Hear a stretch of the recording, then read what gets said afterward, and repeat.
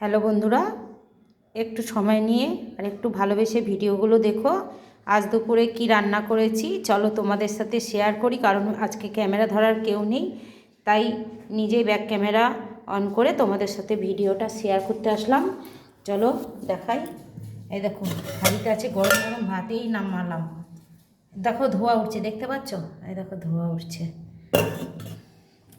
আর আছে অলকা মাছের পাতুরি, মানে যেটা বলে সবাই আমোদি মাছ, সেটা কলা পাতায় পাতুরি করা হয়েছে। আছে শঙ্কর মাছের তেল ভাজা,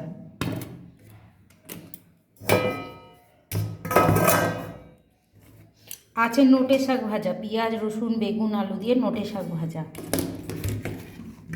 আছে মুসুরির ডালের বড়া, পেঁয়াজ রসুন কাঁচা লঙ্কা দিয়ে মুসুরির ডালের বড়া।